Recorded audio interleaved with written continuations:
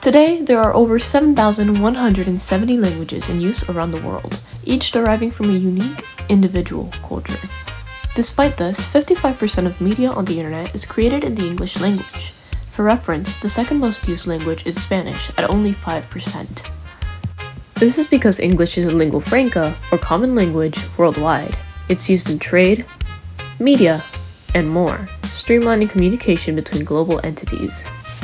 In the US, English is regarded as the country's sole official language, despite the nation often priding itself on its diverse population.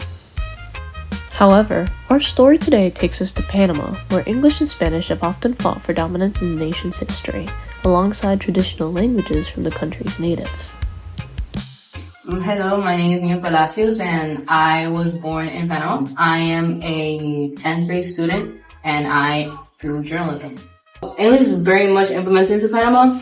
A lot of words, they derive from the English. For example, it's like cool in Panama, you call it pretty. So it's like something like, oh, that's pretty cool. You only say like, oh, that's pretty.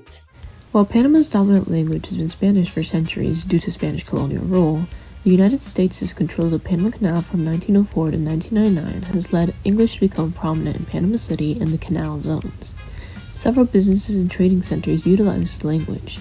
Military presence has also played a role, as the U.S. makes a point to defend the canal as a show of allyship.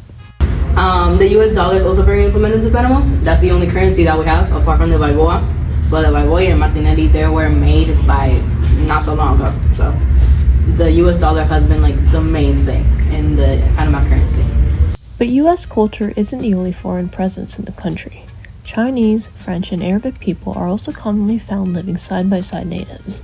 Their languages are often taught in high-ranking schools. We are considered something called un crisol de razas. So it's basically that multiple types of races are in Panama. So in Panama you can hear people like indigenous people just speaking their indigenous language, or you can hear people speaking Mandarin because there's a lot of Chinese people. You'll see a lot of Indians. There's a lot of diversity. One large difference between the US and other prominent countries across the globe is its lack of focus on teaching foreign languages. In Europe, for example, national legislation mandates education beginning in primary schools.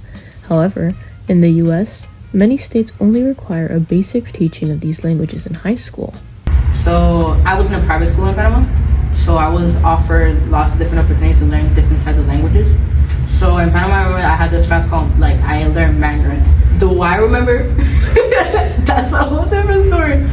But I remember learning Mandarin. There were kids that were learning French. There were kids that were learning English. A difference that I have seen regarding is the level of of how they teach the language. So for example, I remember that genuinely learning how to speak Mandarin. I could speak to los chinitos, I could speak to them. But now I can't do that. Even second-generation children of immigrants who speak only one language often struggle to maintain their understanding of their parents' tongue. According to research by the Pew Research Center, cultural identity decreases alongside language proficiency the further down one falls on a family line. My connection to Spanish is generational.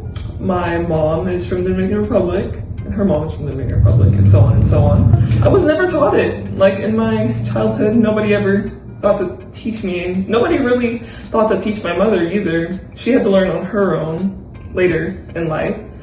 According to Eurostat, the official statistic office in the European Union, in Europe around 92% of students are learning a second language. This is compared to only 20% of kids in the United States, according to the American Council for International Education. Spanish classes, they would teach you things that you may say once, but what are you supposed to do after you know where the library is? What else are you supposed to say? I feel like Spanish classes are very base level. As media continues to shape how we see the world, the languages it chooses to represent matter more than ever. Research shows that multilingual individuals often demonstrate stronger working memory, attention control, and problem-solving skills, as their brains are constantly switching between languages. In fact, studies have found that speaking multiple languages can even help delay cognitive decline later in life, strengthening the brain over time. On a global scale, Multilingual communication also expands the reach of ideas. Expanding language diversity in media doesn't just make content more inclusive, it preserves cultures, strengthens identity, and even benefits how we think and connect with others. In a world with over 7,000 languages, the stories we tell, and the languages we tell them in, determine whose voices are truly heard.